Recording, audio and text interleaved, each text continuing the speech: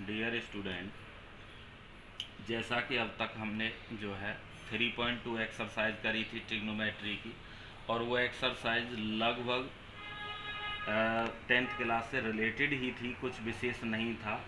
और उसके अकॉर्डिंग एक नई एक्सरसाइज और मैंने आपके लिए जो है भेजी थी दूसरी बुक में से प्रैक्टिस के लिए। तो उसको करने के बाद में आज हम स्टार्ट कर रहे हैं एक्सरसाइज 3.3। तो 3.3 भी इजी है एक्सरसाइज। मैंने उसी दिन आपसे कहा था कि ट्रिग्नोमेट्री में कोई भी क्वेश्चन इतना विशेष या वो नहीं होगा जो आपको बहुत ज़्यादा परेशान करे, लेकिन जब तक आप फॉर्मूले याद नहीं करेंगे साथ के साथ, तो तब तक कोई भी जो है ना तो ट्रिग्नोमेट्री समझ में आएगी, कितनी भी कोशिश कर लेना। तो सभी से बस मैं सबसे पहले यही जो है रिक्वेस्ट करूँगा कि भाई पहले आप फॉर्मूले जो भी लिखवाए जा रहे हैं वो सारे के सारे आपके जो है टिप्स पे होने चाहिए। तो स्टार्ट करते हैं। जैसे 3.3 है, तो 3.3 को स्टार्ट करने से पहले कुछ फॉर्मूले हैं। क्या? साइन ए प्लस बी, ध्यान दीजिएगा, sine A plus B equals to formula होता है sine A cos B plus cos A sine B. Sine A plus B equals to होता है sine A cos B plus cos A sine B. ध्यान रहे, अगर यहाँ minus आ जाए plus की जगह पे अगर यहाँ माइनस आ जाए तो यहाँ पे भी क्या आ जाएगा? माइनस आ जाएगा। फिर फॉर्मूला क्या बन जाएगा? Sine A minus B equals to sine A cos B minus cos A sine B. I hope समझ में आया होगा आपके। दूसरा है कॉस ए प्लस में बी इक्वल्स टू क्या बनता है? Cos A cos B minus sine A sine B. देखो, cos A plus B equals to cos A cos B minus sine A sine B. ठीक है, इसमें उल्टा होता है। देखो, यहाँ पे प्लस था तो यहाँ पे भी प्लस आया, माइनस था तो माइनस आया, लेकिन कॉस वाले में क्या होगा? प्लस में माइनस आएगा और माइनस में फिर क्या आ जाएगा? प्लस आ जाएगा। तो कॉस ए माइनस बी का क्या बन जाएगा? Cos A cos B plus sign A sine B. क्या बन जाएगा? Cos A cos B plus sign A sine B. यहाँ ए प्लस बी का एक फॉर्मूला और है, वो मैं साइड में लिख देता हूँ, वहाँ पे जगह नहीं है। एक और फॉर्मूला होता है, ध्यान दीजिएगा, टेन वाला, कि टेन ए प्लस बी बराबर होता है ten A plus ten B upon 1 minus ten A ten B.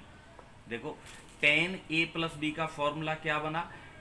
Ten A plus ten B, ये टेन बी है, ध्यान रखना, कंफ्यूज मत होना, ten B upon 1 minus ten A ten B, 1 minus ten A ten B. Clear?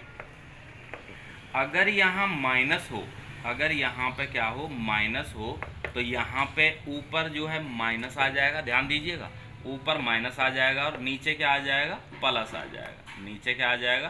Plus आ जाएगा। ठीक है, तो टेन ए माइनस बी का क्या बन जाएगा? फिर ten A minus ten B upon 1 plus ten A ten B, 1 plus ten A ten B बन जाएगा। क्लियर? ये ए प्लस बी के सारे फॉर्मूले हो गए। अब देखो, अब आता है फॉर्मूला सी प्लस डी वाला।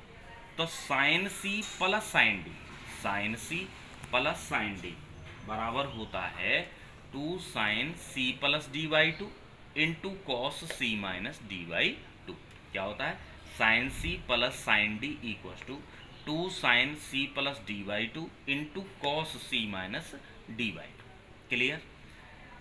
Sign C minus sine D equals to होता है 2 cos C plus D by two into sine C minus D by to.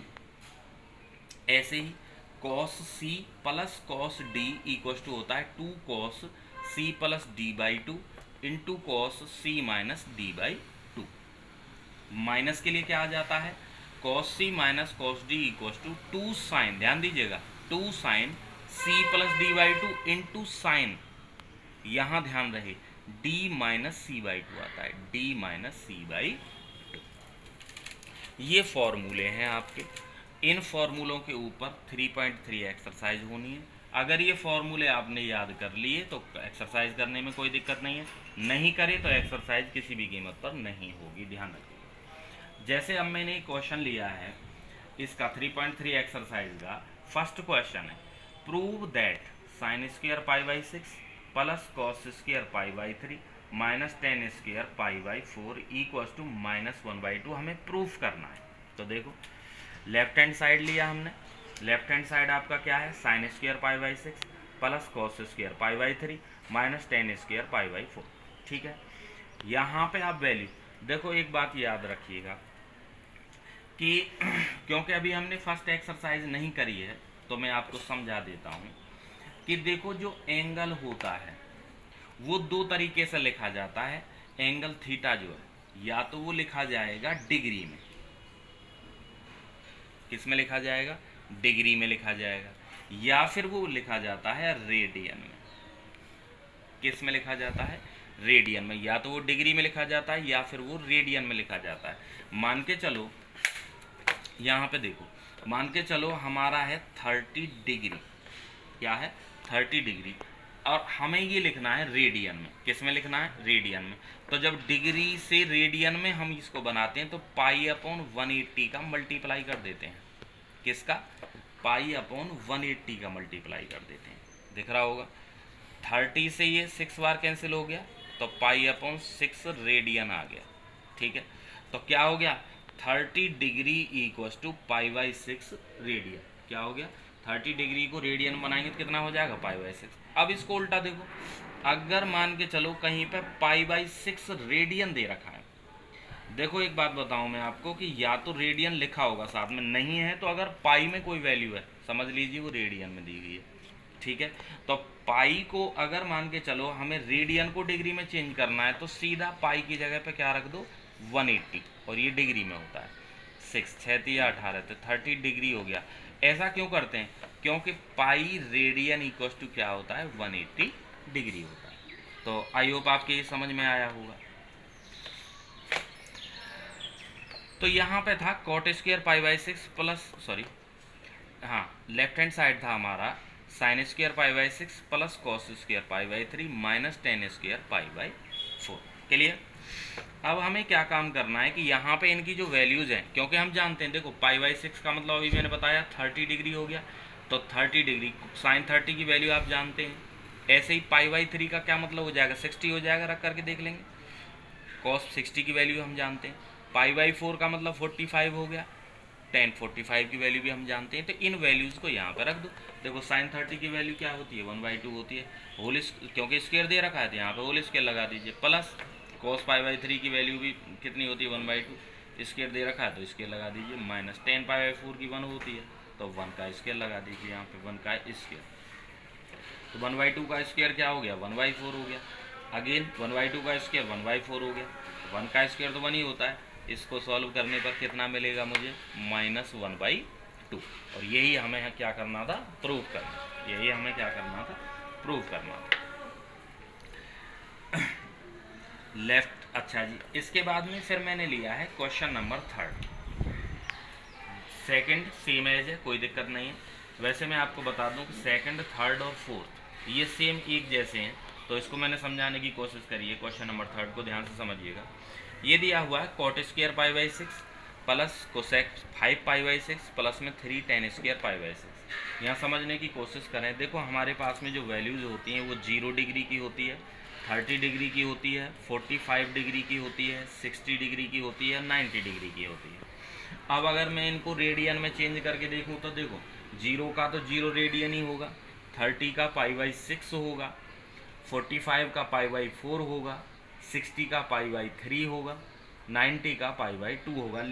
लेकिन अगर इससे ज़्यादा कोई वैल्यू दे रखी है तो उसको हम क्या काम करेंगे, क्वाड्रेंट में ले जा करके जो क्वाड्रेंट समझाए थे उसमें करेक्ट कर लेंगे। अब जैसे देखो कॉट स्क्वायर पाई बाई 6 है, इसकी वैल्यू तो हम जानते हैं, लेकिन कोसेक 5 पाई बाई 6 की वैल्यू हम नहीं जानते।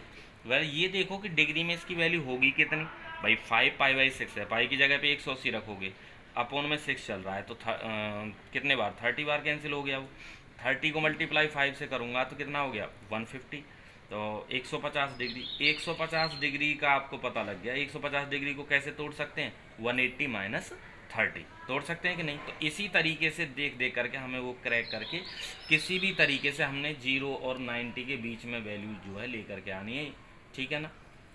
0 से 90 तक वैल्यू लेकर के आनी है। तो वही चीज़ है, cot π/6 की वैल्यू आप जानते हैं √3 होती है, स्क्वायर दिया हुआ है तो स्क्वायर चढ़ा दिया।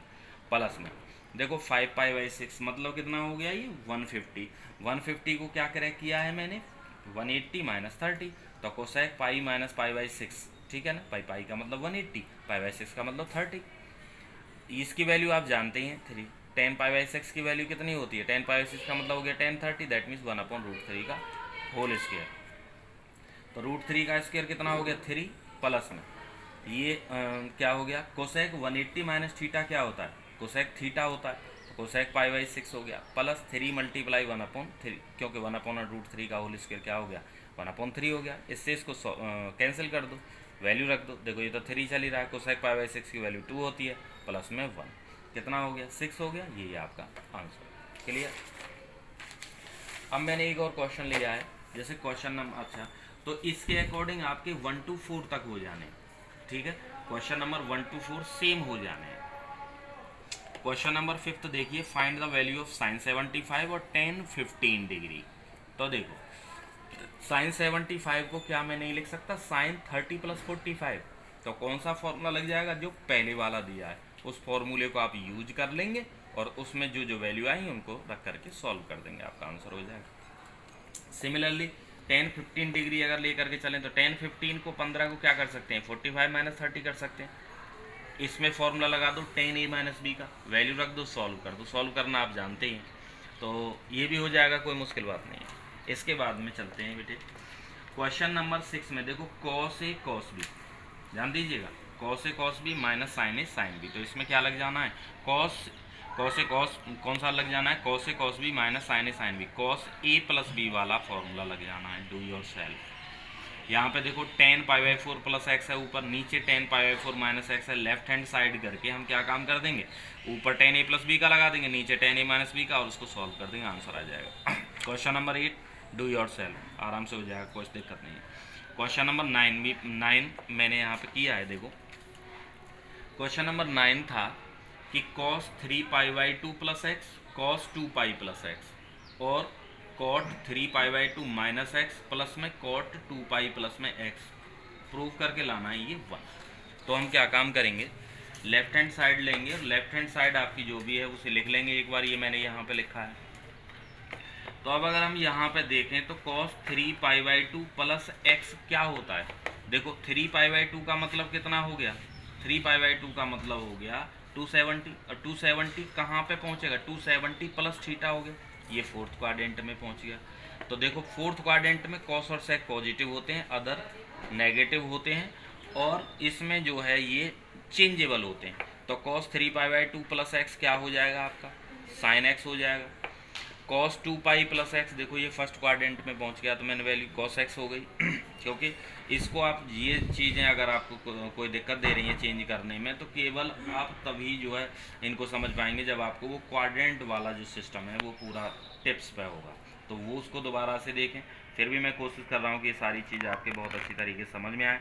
तो ये cos 2π प्लस में एक्स फर्स्ट क्वाड्रेंट में पहुँच जाएगा, फर्स्ट क्वाड्रेंट में पहुँच जाएगा तो फर्स्ट क्वाड्रेंट में सारे पॉजिटिव होते हैं, 2π प्लस थीटा में नो चेंज होते हैं, तो ये क्या हो गया cos x हो गया। ऐसे ही cot 3π/2 माइनस एक्स का क्या हो जाएगा, ये हो जाएगा tan x, plus cot 2π plus X का क्या हो जाएगा cot 2π प्लस एक्स, देखो ये फर्स्ट क्वाड्रेंट में पहुंच गया, क्या हो जाएगा tan x हो जाएगा, सॉरी cot का cot ही रहेगा तो cot x हो जाएगा। अब मैंने क्या काम किया है, देखो cos का क्या हो गया साइन हो गया, यहाँ पे cos ही रहेगा, ये क्या हो गया cot 3π/2 माइनस एक्स क्या हो जाएगा, ये tan हो जाएगा tan x, ठीक है, प्लस में cot x, इसको चेंज कर दो किस में साइन cos में, तो tan x को चेंज किया तो क्या हो जाएगा sin x अपॉन में cos x, प्लस में ये हो जाएगा cot x का क्या हो जाएगा cos x अपॉन में sin x, ठीक है।